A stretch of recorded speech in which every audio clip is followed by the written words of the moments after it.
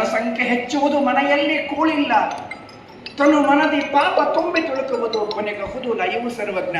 ಮತಿಗೆಟ್ಟ ಮಾನವರು ಗತಿಗೆಟ್ಟು ತಿರುಗುವರು, ಋತುಮಾನ ಅದಲು ಬದಲಾಗಿ ಕಲಿಯುಗದ ಹಿತವೇ ನೋಡು ಸರ್ವಜ್ಞ. ಬುದ್ಧಿ ಕೆಟ್ಟೋಗಿರ್ತಕ್ಕಂಥ ಹುಚ್ಚರು ಬಟ್ಟೆ ಇಲ್ಲಂಗೆ ಅಡ್ಡಾಡ್ತಾರಲ್ಲ, ಈಗ ಬುದ್ಧಿ ಇರ್ತಕ್ಕಂಥವ್ರು ಬಟ್ಟೆ ಇಲ್ಲಂಗೆ ಅಡ್ಡಾಡ್ತಾರೆ. ಇಂಥ ಕಾಲ ಬಂದಾಗ ಋತುಮಾನಗಳು ಚೇಂಜ್ ಆಗುತ್ತೆ. ಅವತ್ತು ಹೇಳಿದ್ರು ವಿದ್ಯೆ ಬಲು ಹೆಚ್ಚಾಗಿ ಬುದ್ಧಿ ಬಲು ಹೆಚ್ಚಾಗಿ, ಬುದ್ಧಿವಂತರು ಮರೆಯುವರು ಕಲಿಯುಗದಿ ಬುದ್ಧಿಯಾಟ ಹೆಚ್ಚು ಸರ್ವಜ್ಞ.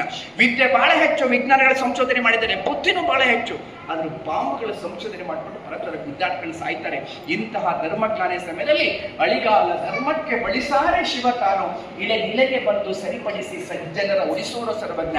ಧರ್ಮಕ್ಕೆ ಅಳಿಗಾಲ ಬಂದಾಗ ಭಗವಂತನಿಗೋಸ್ಕರ ಯಾರು ಹಂಬಲಿಸ್ತಿರ್ತಾರೆ ಅವರಿಗೆಲ್ಲ ರಕ್ಷಣೆ ಮಾಡ್ಲಿಕ್ಕೆ ಬರ್ತಾರಂತ ಈಗಾಗಲೇ ಬಂದ್ಬಿಟ್ಟು ಭಗವಂತ ಜಗತ್ತಿಗೆ ಜ್ಞಾನ ಹೇಳ್ತಾರೆ. ಹಾಗಾದ್ರೆ ಭಗವಂತನು ಯಾವ ಸತ್ಯ ಜ್ಞಾನ ಹೇಳ್ದ ಅಂತ ಮುಂದೆ ಹೇಳಿದ ಬನ್ನಿ. ಎಲ್ಲ ಚಿತ್ರ ನೋಡ್ರಿ ಆ ಕಡೆ ಈ ಕಡೆ.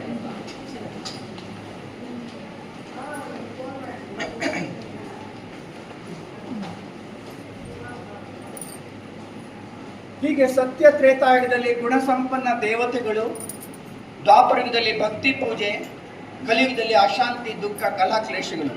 ಈಗ ಯಾರೂ ರಕ್ಷಕರಿಲ್ಲದಿರುವಾಗ ಪರಮ ರಕ್ಷಕ ಪರಮಾತ್ಮ ಶಿವನು ಜಗತ್ತಿಗೆ ಬಂದ್ಬಿಟ್ಟು ಮನುಷ್ಯಾತ್ಮಗಳಿಗೆ ಸತ್ಯ ಜ್ಞಾನ ಮತ್ತು ಸಹಜವಾಗಿರ್ತಕ್ಕಂಥ ಯೋಗವನ್ನು ಕಲಿಸ್ಕೊಡ್ತಾರೆ. ಇದಕ್ಕೆ ಯಾವುದೇ ಜಾತಿ ಮಠ ಪಂಥ ಧರ್ಮ ದೇಶ ಸ್ತ್ರೀ ಪುರುಷ ಹುಡುಗ ಮುದುಕ ಬಡವ ಬಲಿದ ಭಿನ್ನತೆ ಇಲ್ಲ. ವಿಶ್ವದ ಸರ್ವರೂ ಅರ್ಥ ಮಾಡಿಕೊಳ್ಳಬೇಕಾಗಿರ್ತಕ್ಕಂಥ ಜ್ಞಾನ. ಹಾಗಾದ್ರೆ ಭಗವಂತನು ಈ ಆಧ್ಯಾತ್ಮಿಕ ಸಂಸ್ಥೆ ಮುಖಾಂತರ ಜಗತ್ತಿಗೆ ಯಾವ ಸತ್ಯ ಜ್ಞಾನ ಹೇಳಿದ್ದಾರೆ ಎಲ್ಲರೂ ಗಮನ ಕೊಟ್ಟು ಕೇಳಬೇಕು ಪ್ಲೀಸ್. ಇದೊಂದು ಸತ್ಯ ನಿಮಗೆ ಅರ್ಥ ಆದ್ರೆ ಸಾಕು, ಅಷ್ಟು ದೂರದಿಂದ ಬಂದಿದ್ದಕ್ಕೆ ಜೀವನ ಸಾರ್ಥಕ ಆಗುತ್ತೆ. ಇದು ನಿಜವಾಗಿರ್ತಕ್ಕಂಥ ಸತ್ಯದ ಅರಿವು. ಈಗ ನೀವೆಲ್ಲರೂ ಕೂಡ ನನ್ನ ಪರಿಚಯ ಕೇಳಿದಾಗ ನಾನು ಬಹಳ ಸುಲಭವಾಗಿ ನನ್ನ ಪರಿಚಯ ಹೇಳ್ತೀನಿ. ಹಾಗಾದ್ರೆ ನಾನು ನನ್ನ ಪರಿಚಯವನ್ನ ಎಷ್ಟು ದಿನ ಹೇಳಬಲ್ಲೆ? ಶರೀರ ಬಿಟ್ಟು ಹೋಗೋರಿಗೆ. ಶರೀರ ಬಿಟ್ಟು ಹೋದ್ಮೇಲೆ ನನ್ನ ಹೆಣ ಬಿದ್ದಿರ್ತೈತೆ, ಆವಾಗ ನೀವುಗಳು ನನ್ನ ಪರಿಚಯ ಕೇಳಿದ್ರೆ ನಾನು ಪರಿಚಯ ಹೇಳೋದಿಲ್ಲ. ಯಾಕೆ? ಏನಿಲ್ಲ, ಆತ್ಮ ಇಲ್ಲ, ದೇಹ ಇಲ್ಲ. ನಿಮಗೆ ಅರ್ಥ ಆಯ್ತು ಹೆಣ ನನ್ನ ಪರಿಚಯ ಅಲ್ಲ. ಈ ಶರೀರ ನನ್ನ ಪರಿಚಯ ಅಲ್ಲ. ಹಾಗಾದ್ರೆ ಇದರಲ್ಲಿದ್ದು ಹೇಳುವ, ನೋಡುವ, ಮಾತನಾಡುವ, ಉಸಿರಾಡುವ ಪ್ರತಿ ಕ್ಷಣವೂ ದೇಹದಲ್ಲಿ ಕಾರ್ಯ ಮಾಡ್ತಕ್ಕಂಥ ಶಕ್ತಿ ಯಾವುದು? ಆಧ್ಯಾತ್ಮಿಕ ಜಗತ್ತಿನ ಮೂಲ ಸತ್ಯ, ಮೊದಲ ಸತ್ಯ, ಶಾಶ್ವತ ಸತ್ಯ, ಸರ್ವಕಾಲಕ್ಕೂ ಸತ್ಯ, ಸರ್ವರು ಅರ್ಥ ಮಾಡಿಕೊಳ್ಳಲೇಬೇಕಾಗಿರ್ತಕ್ಕಂಥ ಸತ್ಯ. ನಾವು ಈ ದೇಹ ಅಲ್ಲ, ದೇಹವನ್ನ ಧರಿಸಿಕೊಂಡಿರ್ತಕ್ಕಂಥ ಆತ್ಮಗಳು. ಆತ್ಮ ದೇಹ ಪಡ್ಕೊಳ್ತಾನೆ ಹುಟ್ಟು, ಆತ್ಮ ದೇಹ ಬಿಟ್ಟ ಸಾವು. ಹಾಗಾದ್ರೆ ಹುಟ್ಟು ಮತ್ತು ಸಾವಿನ ಚಕ್ರದಲ್ಲಿ ಬರ್ತಾ ಸತ್ಯುಗ ಮುಗಿಸಿದೀವಿ, ತ್ರೇತಾಯುಗ ಮುಗಿಸಿದೀವಿ, ದ್ವಾಪರಯುಗ ಮುಗಿಸಿದೀವಿ, ಈಗಲಿದ್ದೀವಿ ಇದನ್ನು ಮುಗಿಸ್ತಾ ಇದೀವಿ. ನಮ್ಮನ್ನು ಮರ್ತಿದ್ದೇವೆ ಇಲ್ವೋ? ಇಡೀ ಜಗತ್ತಲ್ಲಿ ಅಶಾಂತಿ ದುಃಖ ಕಲಹ ಕ್ಲೇಶ ಅನ್ಯಾಯ ಅತ್ಯಾಚಾರ ಅತಂಕವಾದ ಯುದ್ಧ ಎಲ್ಲ ನಡೀಲಿಕ್ಕೆ ಒಂದೇ ಕಾರಣ, ಮನುಷ್ಯಾತ್ಮ ತನ್ನನ್ನು ಮರ್ತಿರೋದು, ತನ್ನ ನಿಜ ಧರ್ಮವನ್ನು ಮರ್ತಿರೋದು, ತನ್ನ ತಂದೆಯನ್ನ ಮರ್ತಿರೋದು. ಈಗ ಅವನೇ ಬಂದ್ಬಿಟ್ಟು ನೆನಪಿಸ್ಕೊಡ್ತಾರೆ ನೋಡಿ. ಯಾರಿಗೂ ಶರೀರ ಬಿಟ್ಟಾಗ ಸತ್ತೋದ ಅಂತ ಹೇಳ್ಬಿಡ್ತೀವಿ, ಹೆಣ ಬಿದ್ದಿರುತ್ತೆ, ಸತ್ತು ಹೋದ ಅಂದ್ರೆ ಯಾವುದು ಸತ್ಯವಾಗಿತ್ತಲ್ಲ, ಸತ್ಯ ನೋಡ್ತಿತ್ತಲ್ಲ, ಕೇಳ್ತಿತ್ತಲ್ಲ, ಉಸಿರಾಡ್ತಿತ್ತಲ್ಲ, ಅದು ಹೋಯ್ತು. ಆ ಸತ್ತು ಹೋದ ಮೇಲೆ ಮಿಥ್ಯವಾಗಿರ್ತಕ್ಕಂಥ ದೇಹಕ್ಕೆ ಬೆಲೆ ಇಲ್ಲ. ಅದಕ್ಕೆ ಹೇಳ್ತಾರೆ ಒಡೆಯ ನಿರುಮನಕ ಓಲೈಸುವರು. ಒಡೆಯನೊಂದು ಅರಗಳಿಗೆ ಇಳಿದರೆ ಓಡೊಳಗೆ ಕೂರು ಸರ್ವಜ್ಞ. ಒಡಲು ದೇಹ, ಒಡೆಯ ಆತ್ಮ. ಅವನಿರುವಾಗ ಅಯ್ಯೋ ಅಣ್ಣ ಅಕ್ಕ ಅಂತ ಚಾಯ್ ಕುಡಿಸ್ತಾರೆ, ಪ್ರೀತಿ ಮಾಡ್ತಾರೆ. ಆತ್ಮ ದೇಹ ಬಿಟ್ಟು ಹಣ ಇಟ್ಕೊಂತಾನ? ಅದಕ್ಕೆ ಬಸವಣ್ಣರು ಹೇಳ್ತಾರೆ, ನೆಲನಾಳದನ ಹೆಣವ ಒಂದು ಅಡಕೆಗೂ ಕೊಂಬರಿಲ್ಲ ದೇವ. ರಾಜ್ಯವನ್ನೇ ಆಳ್ತಕ್ಕಂಥ ರಾಜನಾಗಿದ್ರೂ ಸಹ ಆತ್ಮ ದೇಹ ಬಿಟ್ಟಾದ್ರೆ ಹಣಕ್ಕೇನು ಬೆಲೆ ಇಲ್ಲ. ಹಾಗ ನಿಜವಾಗೂ ಬೆಲೆ ಮಾಡ್ತಕ್ಕಂಥ ಶಕ್ತಿ ಯಾವುದು? ಈಗ ನೀವು ಮೈಸೂರಿನಲ್ಲಿ ಮನೆ ಹತ್ರ ನಿಂತ್ಕೊಂಡಿರ್ತೀರಿ, ಯಾರೋ ಕೇಳ್ತಾರೆ ಅಣ್ಣರೇ ಯಾರ್ದ್ರಿ ಮನೆ ಅಂತ ಕೇಳಿದಾಗ ಏನ್ ಹೇಳ್ತೀರಿ? ಸರ್ ನಮ್ಮ ಮನೆ ಅಂತ ಹೇಳ್ತೀರಿ, ಅಥವಾ ನಾನೇ ಮನೆ ಅಂದು ಬಿಡ್ತೀರೇನು? ಅಂದ್ರೆ ನೀವು ಮನೆಯಲ್ಲ, ಇರ್ಲಿಕ್ಕೋಸ್ಕರ ಮನೆ. ಅಟ್ಬಡಿ ಇದು ಯಾರದ್ರಿ ಟೊಪ್ಪಿ? ನನ್ ಟೊಪ್ಪಿ ಅಂದ್ರೆ ನಾನ್ ಟೊಪ್ಪಿ ಅಲ್ಲ, ಬಿಸಿಲಿಗೋಸ್ಕರ ಟೊಪ್ಪಿ. ಅಕ್ಕಡಿ ಇದು ಯಾರದ್ರಿ ಬ್ಯಾಗು? ನನ್ನ ಬ್ಯಾಗ್ ಅಂದ್ರೆ ನೀವು ಬ್ಯಾಗ್ ಅಲ್ಲ, ಸಾಮಾನು ಇಟ್ಕೊಳ್ಳಿ ಬ್ಯಾಗು. ನಾನೇ ಬೇರೆ, ಬ್ಯಾಗೇ ಬೇರೆ. ಇನ್ನು ಹತ್ರ ಬರ್ರಿ, ಇದು ನನ್ನ ಬಟ್ಟೆ ರೀ, ನಾನು ಬಟ್ಟೆ ಎಲ್ಲ ಉಪಯೋಗ ಮಾಡ್ಲಿಕ್ಕೆ ಹರಿದ್ರೆ ಬೇರೆ ಬಟ್ಟೆ ಹಾಕೊಳ್ತೀನಿ. ಇನ್ನು ಹತ್ರ ಬರ್ರಿ, ಇದು ನನ್ನ ಕೈ, ನಾನು ಕೈ ಅಲ್ಲ, ನನ್ನ ಕೈ ಕೆಲಸ ಮಾಡ್ಲಿಕ್ಕೆ, ಇದು ನನ್ನ ಕಣ್ಣು ನೋಡ್ಲಿಕ್ಕೆ, ನಾನು ಕಣ್ಣಲ್ಲ, ನನ್ನ ಕಣ್ಣು, ನನ್ನ ತಲೆ, ನನ್ನ ಕಿವಿ, ನನ್ನ ಬಾಯಿ, ನನ್ನ ಶರೀರ, ನನ್ನ ಆಸ್ತಿ, ನನ್ನ ಮನೆ. ಹೇಳೋನು ಯಾರು? ಅವ್ನು ಹೊರಟಿದ್ರೆ ಹಣ ಹೇಳ್ಕೊಂತದ?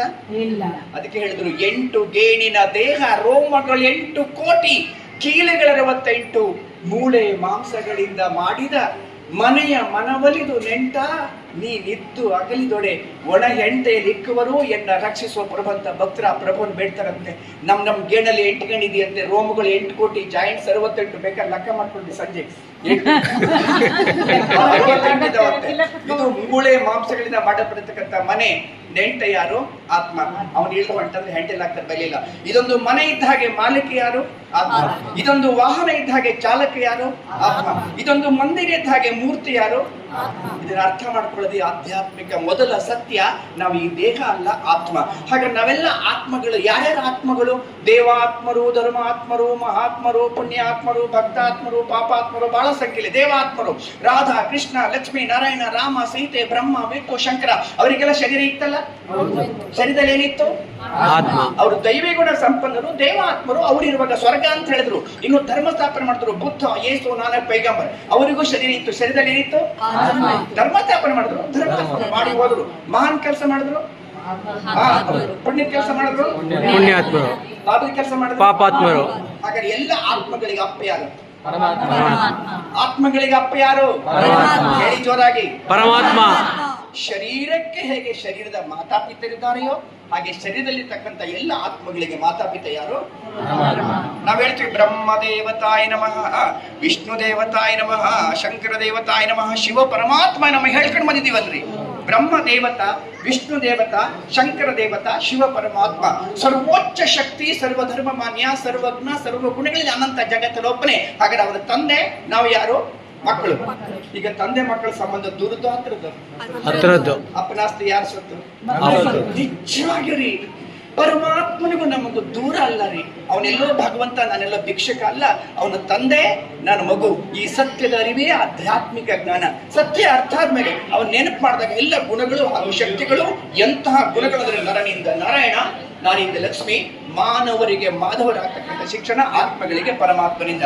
ನಿಮ್ಮ ಹತ್ರ ಎಲ್ಲ ಮೊಬೈಲ್ ಇದೆಯಲ್ಲ? ಮೊಬೈಲ್ ಡಿಸ್ಚಾರ್ಜ್ ಆದಾಗ ಏನ್ ಮಾಡ್ತೀರಿ? ಚಾರ್ಜ್ ಮಾಡ್ತೀವಿ. ಎಲ್ಲ ಕಡೆ ಚಾರ್ಜ್ ಆಗುತ್ತಾ? ಯಾವ ಕಂಪನಿ ಮೊಬೈಲ್ ಇದೆಯಲ್ಲ ಅದೇ ಕಂಪನಿ ಚಾರ್ಜರ್ ಇರ್ಬೇಕು. ಅದಕ್ಕೆ ಮೊಬೈಲ್ ಜೊತೆ ಚಾರ್ಜರ್ ಕೊಟ್ಟಿರ್ತಾರೆ. ಹಾಗಾದ್ರೆ ಆತ್ಮನಿಗೆ ಚಾರ್ಜ್ ಮಾಡೋರು ಯಾರು?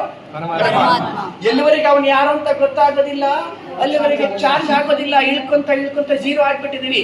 ಈಗ ಸ್ವಯಂ ಈ ಭೂಮಿಗೆ ಬಂದ್ಬಿಟ್ಟು ತಾನೇ ತನ್ನ ಪರಿಚಯ ಹೇಳ್ತಾನೆ. ಇದನ್ನ ಅರ್ಥ ಮಾಡ್ಕೊಂಡು ನೆನಪು ಮಾಡಿದ್ರೆ ಸಾಕು, ನರನು ಇಂಥ ಗುಣ ಸಂಪನ್ನ ದೇವತೆಗಳಾಗ್ತೀವಿ.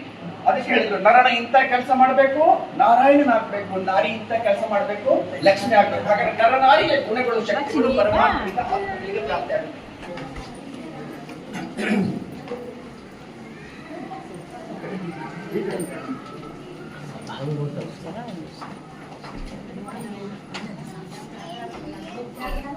ಆತ್ಮ ಕಣ್ಣಿಗೆ ಕಾಣುತ್ತಾ? ಮತ್ತೆ ಹೆಂಗ್ರಿ ಒಪ್ಕೊಂಡ್ಬಿಟ್ರಿ? ಕಣ್ಣಿಗೆ ಕಾಣದೇ ಇರ್ತಕ್ಕಂಥ ಶಕ್ತಿಯನ್ನ ಹೇಗ್ರಿ ಒಪ್ಕೊಂಡ್ರಿ? ಹೇಗೆ ಬ್ರಹ್ಮಕುಮಾರ್ ಹೇಳೋದು ಒಪ್ಕೊಂಡ್ಬಿಟ್ರಿ? ನೋಡಿ, ಆಧ್ಯಾತ್ಮಿಕದಲ್ಲಿ ಜಗತ್ತಲ್ಲಿ 2 ಶಕ್ತಿಗಳಿದೆ, ಭೌತಿಕ ಮತ್ತು ಅಭೌತಿಕ. ಭೌತಿಕ ಅಂದ್ರೆ ಒಂದು ನಿಮಿಷ ನಿಂತ್ಕೊಂತೇನೆ, ನಿಂತ್ಕೊಂಡು ಎಲ್ಲರೂ ಜಗತ್ತಲ್ಲಿ 2 ಶಕ್ತಿಗಳಿದೆ, ಭೌತಿಕ, ಅಭೌತಿಕ. ಭೌತಿಕ ಅಂದ್ರೆ ದೇಹ ಮತ್ತು ದೇಹದ ಜಗತ್ತು. ಭೌತಿಕ ಚಕ್ಷುಗಳಿಗೆ ನೋಡ್ಲಿಕ್ಕೆ ಬರುತ್ತೆ. ನೋಡ್ಲಿಕ್ಕೆ ಬರದೇ ಇರೋದನ್ನ ವಿಜ್ಞಾನಿಗಳು ನೋಡ್ತಾರೆ, ವೈಜ್ಞಾನಿಕ ಸಾಧನೆಗಳಿಂದ. ನೋಡದೇ ಇರ್ತಕ್ಕಂಥ ಎಷ್ಟೋ ವಸ್ತುಗಳಿದೆ. ಈಗ ನೀವು ಉಸಿರಾಡ್ತೀರಿ, ನಾನು ಉಸಿರಾಡ್ತೀನಿ, ಕಣ್ಣಿಗೆ ಕಾಣುತ್ತೆ? ಬಟ್ ಉಸಿರಾಟ ಮಾಡ್ತಾರೆ, ಸತ್ಯ ಅಲ್ವಾ? ಹಾಗಾದ್ರೆ ಆತ್ಮ ಇದೆ ದೇಹದಲ್ಲಿ, ಹೆಂಗ್ ಗೊತ್ತೋ? ಅಭೌತಿಕ ಶಕ್ತಿ ನೋಡ್ಲಿಕ್ಕೆ ಬರಂಗಿಲ್ಲ, ಅದ್ರ ದೇಹದಲ್ಲಿ ಇದೆ. ಹೇಗ್ ಗೊತ್ತೋ? ನೋಡ್ತಾ ಇದ್ದೀವಿ, ಕೇಳ್ತಾ ಇದ್ದೀವಿ, ಮಾತಾಡ್ತಿದೀವಿ, ಉಸಿರಾಡ್ತಿದೀವಿ, ಸೆಕೆ ಅಂತ ಅನುಭವ ಮಾಡ್ತೀವಿ, ಬೆವರು ಬೀಳ್ತಿದೆ, ಒರ್ಸ್ಕೊಂತಿದೀವಿ. ಇದೆಲ್ಲ ಮಾಡ್ತೀವಿ ಯಾರು? ಆತ್ಮ. ಹಾಗಾದ್ರೆ ಆತ್ಮ ಇಲ್ಲ ಅಂದ್ರೆ ಹೆಣಕ್ಕೆ ನೀವು ಕಡಿದ್ರು ಸುಟ್ಟರು ಫೀಲ್ ಮಾಡತ್ತ? ಹಾಗಾದ್ರೆ ಫೀಲ್ ಮಾಡ್ತಕ್ಕಂಥ ಯಾರು? ಅನುಭವದಕ್ಕೆ ಸೆಲ್ತಕ್ಕಂಥ ಶಕ್ತಿ ಆತ್ಮ. ಜಗತ್ತಲ್ಲಿ 3 ಮಾತು ಎಲ್ಲರೂ ನೆನಪಿಟ್ಕೊಳ್ಬೇಕು. ಆಧ್ಯಾತ್ಮಿಕ ಜಗತ್ತಲ್ಲಿ ಅತಿ ಅಮೂಲ್ಯವಾಗಿರ್ತಕ್ಕಂಥ 3 ಮಹಾನ್ ಶಾಶ್ವತ ಸತ್ಯಗಳು: ಆತ್ಮಗಳು, ಪರಮಾತ್ಮ, ಪ್ರಕೃತಿ. ಹೇಳಿ, ಆತ್ಮಗಳು ಹಿಂದೆನೂ ಇದ್ವಿ, ಈಗಲೂ ಇದ್ದೇವೆ, ಮುಂದೆನೇ ಇರ್ತೇವೆ. ಆತ್ಮ ಎಂದೋ ವಿನಾಶ ಆಗೋದಿಲ್ಲ, ಅವಿನಾಶಿ ಆಗಿರ್ತಕ್ಕಂಥ ಶಾಶ್ವತ ಶಕ್ತಿ. ಮತ್ತೆ ಮನುಷ್ಯಾತ್ಮ ಶರೀರ ಬಿಟ್ಟ ಮೇಲೆ ಮತ್ತೆ ಮನುಷ್ಯನೇ ಆಗ್ತಾರೆ ವಿನಃ ಪಶು, ಪಕ್ಷಿ, ಪ್ರಾಣಿ, ಕತ್ತೆ, ಕುನ್ನಿ, ನಾಯಿ, ಇಲಿ, ಹೆಗ್ಗಣ ಬೇಕಾಗೋದಿಲ್ಲ. ಒಪ್ಕೊಂತೀರಿ? ಒಪ್ಪಿಸ್ಬೇಕು. ಒಪ್ಕೊಂತೀರಲ್ಲ, ಸರಿ. ಇನ್ನು 2ನೇದಾಗಿ ಹೇಳ್ತಾರೆ, ಮನುಷ್ಯರೆಲ್ಲ ಹೇಳ್ತಾರೆ, ಅಲ್ಲಿ ಋಷಿಮುನಿಗಳು ಹೇಳ್ಬಿಟ್ಟಿದ್ದಾರೆ, ಮನುಷ್ಯ ಪಾಪ ಮಾಡ್ತಾರೆ, ಕತ್ತೆ, ಕುನ್ನಿ, ನಾಯಿ, ಇಲಿ, ಹಂಗಾಗ್ಲಿ ಸಾಧ್ಯ ಉಂಟಾ? ನೀವೇ ವಿಚಾರ ಮಾಡಿ. ಒಂದು ವೇಳೆ ಮನುಷ್ಯಾತ್ಮ ಪಾಪ ಮಾಡಿರ್ತಕ್ಕಂಥ ವ್ಯಕ್ತಿ ಪಶು ಪಕ್ಷಿ ಪ್ರಾಣಿಗಳಾಗ್ಬಿಟ್ಟಿದ್ರೆ ಅವುಗಳ ಸಂಖ್ಯೆ ಜಾಸ್ತಿ ಆಗ್ಬೇಕಾಗಿತ್ತು. ಮನುಷ್ಯರು ಕಡಿಮೆ ಇರಬೇಕಾಗಿತ್ತು, ಒಳ್ಳೆಯವರು ಇರಬೇಕಾಗಿತ್ತು. ಯಾಕಂದ್ರೆ ಕೆಟ್ಟವರೆಲ್ಲ ಹೋಗ್ಬಿಟ್ರಲ್ಲ. ಹಾಗಾದ್ರೆ ಹುಟ್ಟಬೇಕಾದ್ರೆ ಕುರುಡರು, ಕುಂಟರು, ಭಿಕ್ಷುಕರು ದರಿದ್ರ ಕಾರಣ ಏನು?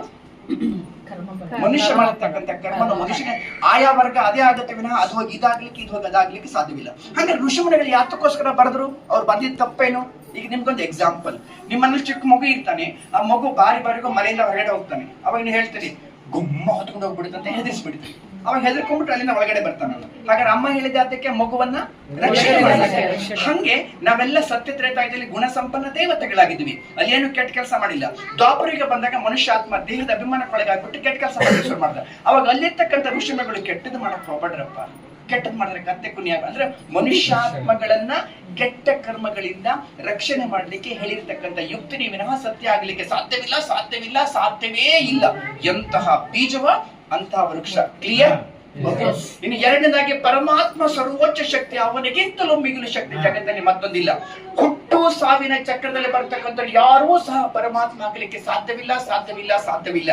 ಹುಟ್ಟು ಸಾವಿನ ಚಕ್ರದಲ್ಲಿ ಬರ್ತಕ್ಕಂಥ ವ್ಯಕ್ತಿ ದೇವಾತ್ಮನಾಗಬಲ್ಲ, ಧರ್ಮಾತ್ಮನಾಗಬಲ್ಲ, ಮಹಾತ್ಮನಾಗಬಲ್ಲ, ಪುಣ್ಯಾತ್ಮನಾಗಬಲ್ಲ. ರಾಧಾ, ಕೃಷ್ಣ, ಲಕ್ಷ್ಮೀ, ನಾರಾಯಣ, ರಾಮ, ಸೀತೆ, ಬ್ರಹ್ಮ, ವಿಷ್ಣು, ಶಂಕರ, ಬುದ್ಧ, ಬಸವ, ಯೇಸು, ನಾರಾಯಣ ಪೈಗಂಬರಾಗಬಲ್ಲರು. ಆದ್ರೆ ಪರಮಾತ್ಮ ಆಗಲಿಕ್ಕೆ ಸಾಧ್ಯ ಇಲ್ಲ.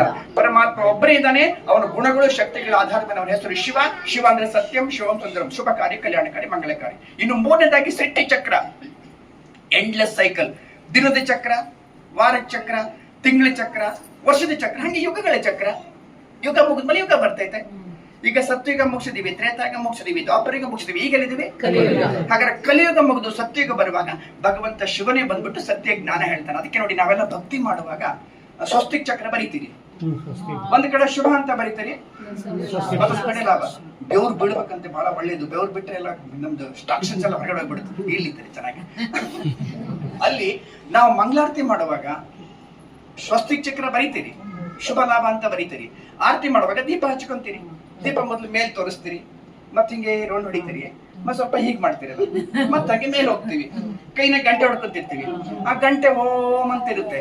ಓಂ ಅಂತ ಹೇಳಿದ್ರೆ ಸಂಸ್ಕೃತದಲ್ಲಿ ಆತ್ಮ ಅಂತ. ಏನ್ ಹೇಳಿ? ಅದ್ ಹೇಳ್ತಾರೆ ನಾನು ಆತ್ಮ, ನನ್ನ ಆತ್ಮ, ನನ್ನ ಆತ್ಮ, ನನ್ನ ಆತ್ಮ ಜ್ಯೋತಿ ಸ್ವರೂಪ. ಎಲ್ಲಿದ್ದೆ? ಪರಂಧಾಮದಲ್ಲಿ ಭಗವಂತ ನಿನ್ ಜೊತೆ ಇದ್ದೆ. ಅಲ್ಲಿಂದ ಈ ಸೃಷ್ಟಿಗೆ ಬಂದೆ. ಸತ್ಯಯುಗ, ತ್ರೇತಾಯುಗ, ದ್ವಾಪರಯುಗ, ಕಲಿಯುಗ. ಕಲಿಯುಗ ಮದುವಾಗ ಬೇಕಂತ ನಿನ್ ಜೊತೆ ಸಂಬಂಧ ಬೆಳಿತೀನಿ, ಕಾನ್ಫರೆನ್ಸ್ಗೆ ಹೋಗ್ತೀನಿ, ಸತ್ಯ ಜ್ಞಾನ ಅರ್ಥ ಮಾಡ್ಕೊಂತೀನಿ. ಇಲ್ಲಿಂದ ಊರಿಗೆ ಹೋದ್ಮೇಲೆ ಡೈಲಿ ಕ್ಲಾಸಿಗೆ ಹೋಗ್ತೀನಿ, ಯೋಗ ಮಾಡ್ತೀನಿ, ಸತ್ಯ ಜ್ಞಾನ ಅರ್ಥ ಮಾಡ್ಕೊಂತೀನಿ, ಬೇರೆಯವ್ರಿಗೆ ಜ್ಞಾನ ಹೇಳ್ತೀನಿ, ಮತ್ತೆ ಇದ್ರ ಬಿಡ್ತೀನಿ, ಮತ್ ಹಂಗೆ ಬೇಲೆ ಹೋಗ್ತೀನಿ, ಮತ್ತೆ ಸೃಷ್ಟಿಗೆ ಬರ್ತೀನಿ. ಅರ್ಥ ಮಾಡ್ಕೊಂಡು ಶುಭ, ಭವಿಷ್ಯದಲ್ಲಿ ಲಾಭ. ಅದಕ್ಕೆ ಹೇಳಿದ್ರು ಹುಟ್ಟಿದ ಮೇಲೆ ಸಾಯುವರೆಲ್ಲ, ಸತ್ತ ಮೇಲೆ ಹುಟ್ಟುವರೆಲ್ಲ. ಆತ್ಮನು ಎಂದು ಸಾಯುವುದಿಲ್ಲ, ದೇಹಕ್ಕೆ ಸಾವು ತಪ್ಪಿದಲ್ಲ. ಸೃಷ್ಟಿಯ ನಾಟಕ ನಡೆದಿದೆಯಲ್ಲ, ಆತ್ಮರ ಆಟ ಮುಗಿಯುವುದಿಲ್ಲ. ಹುಟ್ಟು ಸಾವಲ್ಲಿ ತಿರುಗುವವೆಲ್ಲ, ಸತ್ಯ ಜ್ಞಾನ ಶಿವನೇ ಬಲ್ಲ. ಯಾರು ಬಲ್ಲೋ ಅವರಿಗೆ ನೆನಪಿಸ್ಕೊಡ್ತಾರೆ. ಮಂದಿರಕ್ಕೆ ಹೋಗ್ತೀರಿ, ಎಲ್ಲ ಹಣಕ ಮಾಡಿಸ್ತೀರಿ, ತಿಲ್ಕ ಇಟ್ಕೊಂತೀರಿ, ಹೀಗೆ ನಮಸ್ಕಾರ ಮಾಡ್ತೀರಿ, ಹೀಗೆ ನಮಸ್ಕಾರ ಮಾಡ್ತೀವಿ, ಮತ್ತೆ ಹಿಂಗ್ ತಿರುಗ್ತೀವಲ್ಲ, ಪ್ರದಕ್ಷಿಣೆ ಹಾಕಿ ಹಾಕಿ ಅಡ್ಡು ಬಿದ್ದು ಬಿಡ್ತೀವಲ್ಲ. ಅಡ್ಡು ಬಿದ್ದು ಭಗವಂತ ನಾನು ಆತ್ಮ ಜ್ಯೋತಿ ನಿನ್ ಜೊತೆಲಿ ಇದ್ನಪ್ಪ, ಅಲ್ಲಿಂದ ಇಲ್ಲಿಗೆ ಬಂದೆ, ಸೃಷ್ಟಿಗೆ ಬಂದ್ಬಿಟ್ಟು ಶರೀರದಲ್ಲಿ ಇಲ್ಲಿ ಕೂತ್ಕೊಂಡ್ಬಿಟ್ಟು ಸತ್ಯಯೋಗ, ತ್ರೇತಾಯುಗ, ದ್ವಾಪರಯುಗ, ಕಲಿಯುಗ, ಹುಟ್ಟು ಸಾವಲ್ಲಿ ತಿರುಗಿ ತಿರುಗಿ ಸಾಕಾಯ್ತಪ್ಪ. ಈ ಕಲಿಕಾಲದಾಗ ನಾನು ಬಿದ್ದೋಗ್ಬಿಟ್ಟಿದ್ದೆ, ಸಾಕಾಗೋಗ್ಬಿಟ್ಟಪ್ಪ, ಎತ್ಕೊಂಡೋಗಂತ ಬೇಡ್ಕೊಂತೀವಲ್ರಿ. ಇದೇ ಭಕ್ತಿ. ಭಕ್ತಿಗೆ ಪ್ರತಿಫಲವೇ ಆಧ್ಯಾತ್ಮಿಕ ಜ್ಞಾನ. ವಿಜ್ಞಾನಿಗಳ ಪ್ರಕಾರ 40 ಭೂಮಂಡಲ ವಿನಾಶ ಮಾಡ್ಲಿಕ್ಕೆ ಬಾಂಬ್ಗಳಷ್ಟು ಹಾಕಿದೆಯಂತೆ. ಎಷ್ಟು ಭೂಮಂಡಲ? ಇರೋದೆಷ್ಟು ಭೂಮಂಡಲ? ಎಷ್ಟು ಮಟ್ಟಿಗೆ ವಿನಾಶ ಆಗುತ್ತೆ ರೆಡಿ ಮಾಡಿ ಇಟ್ಕೊಂಡ್ಬಿಟ್ಟಿದ್ದಾರೆ. ಯಾವ ಬೇಕು ರೆಡಿ ಆಗ್ತದೆ. ಓಕೆ, ಅದಕ್ಕೆ ಹೇಳಿದ್ರು ಆಕಾಶ ವದರುತ್ತ ಭೂಕಾಂತೆ ನಡಗುತ್ತ ನಾಕವು ನರಕವಾಗಿರಲು ಶಿವ ಬಂದು ಜೋಕೆ ಮಾಡುವನು ಸರ್ವಜ್ಞ. ಆಕಾಶ ಅದ್ರದ್ದು ಬಾಂಬುಗಳು ಬೀಳ್ತಕ್ಕಂಥ ಸಮಯ, ಭೂಕಾಂತ ನಡಗುತ್ತ, ಭೂಕಂಪ, ಜ್ವಾಲಾಮುಖಿ, ಸುನಾಮಿ, ನಾಕ ಹೋಗಿ ನರಕ, ಸ್ವರ್ಗ ಹೋಗಿ ಏನಾಗಿದ್ದೀರಿ? ನರಕ. ಜೋಕೆ ಮಾಡ್ಲಿಕ್ಕೆ ಬರ್ತೀನಿ ಅಂತ ಈಗಾಗಲೇ ಭಗವಂತ ಬಂದ್ಬಿಟ್ಟು 90 ವರ್ಷಗಳಾಯ್ತು. ನೀವೆಲ್ಲ ಲೇಟ್ ಆಯ್ತು, ಇನ್ನು ಮಾತ್ರ ಲೇಟ್ ಮಾಡ್ಲಿಕ್ಕೆ ಹೋಗ್ಬಾರ್ದು. ಭಗವಂತ ಬಗ್ಗೆ ಪ್ರೀತಿ ಇದೆಯಲ್ಲ, ಅವನು ಕರುಣೆಯ ಸಾಗರ, ಪ್ರೀತಿಯ ಸಾಗರ, ನಮ್ಮೆಲ್ಲರಿಗೆ ತಂದೆ ಆಗ್ಬೇಕು. ಅವನಿರೋದೇ ಪರಮ ರಕ್ಷಕ, ನಮ್ಮ ರಕ್ಷಣೆ ಮಾಡ್ಲಿಕ್ಕೆ. ಸತ್ಯ ಅರ್ಥ ಮಾಡ್ಕೊಳ್ರಿ, ಜೀವನ ಸಾರ್ಥಕ ಆಗುತ್ತೆ. ನಿಮ್ಗೆಲ್ಲ ಪ್ರಶ್ನೆ ಬರುತ್ತೆ, ಸೃಷ್ಟಿ ಯಾವಾಗ ವಿನಾಶ ಆಗುತ್ತಂತಲ್ಲ. ಡೇಟ್ ಹೇಳ, ಯಾರು ಹೆದರ್ಕೊಳ್ಳಂಗಿಲ್ಲಲ್ಲ ಅಣ್ಣವ್ರೆ? ನಮ್ಮಲ್ಲಿ ನಮ್ಮ ಅಜ್ಜ ಇದ್ದಾರೆ. ಅಜ್ಜಿಗೆ 90 ವರ್ಷ ವಯಸ್ಸು. ಎಷ್ಟು ವರ್ಷ? ಬಹಳ ಒಳ್ಳೆ, ಊರಿಗೆಲ್ಲ ಒಳ್ಳೆ ಕೆಲಸ ಮಾಡಿದ್ದಾರೆ. ಅದ್ರ ವಯಸ್ಸು ಜಾಸ್ತಿ ಆಗಿಬಿಟ್ಟೈತೆ. ಸಕ್ಕರೆ ಕಾಯಿಲೆ ಬೇರೆ ಜಾಸ್ತಿ, ಆಸ್ತಮ ಜಾಸ್ತಿ, BP ಹೆಚ್ಚು ಕಡಿಮೆ, ಬಹಳ ಸೀರಿಯಸ್ ಹಾರ್ಟ್ ಪ್ರಾಬ್ಲಮ್ ಇದೆ, ಲಂಗ್ಸ್ ಪ್ರಾಬ್ಲಮ್, ಉಸಿರಾಡಕ್ಕೆ ಬೇರೆ ಆಗ್ತಾ ಇಲ್ಲ. ಮೈಸೂರಲ್ಲಿ ಒಳ್ಳೆ ಹಾಸ್ಪಿಟಲ್ಗೆ ಅಡ್ಮಿಟ್ ಮಾಡಿದೀವಿ. ICU ಅಂತ ಹೇಳಿದ್ರೆ ಇಂಟೆನ್ಸಿವ್ ಕೇರ್ ಅಡ್ಮಿಟ್ ಮಾಡಿದೀವಿ. ಇಂಟೆನ್ಸಿವ್ ಕೇರ್ ಅಲ್ಲಿ ಈಗ ವೆಂಟಿಲೇಟರ್ ಹಾಕಿದ್ದಾರೆ, ಆಕ್ಸಿಜನ್ ಹಾಕಿದ್ದಾರೆ. ಇವತ್ತು ಹೋಗ್ಬೋದು, ನಾಳೆ ಹೋಗ್ಬೋದು, 4 ದಿನ ಲೇಟ್ ಆಗ್ಬೋದು, 4 ವಾರ ಲೇಟ್ ಆಗ್ಬೋದು, 4 ತಿಂಗಳ ಲೇಟ್ ಆಗ್ಬೋದು, 4 ವರ್ಷ ಲೇಟ್ ಆಗ್ಬೋದು. ಹೋಗೋದು ಮಾತ್ರ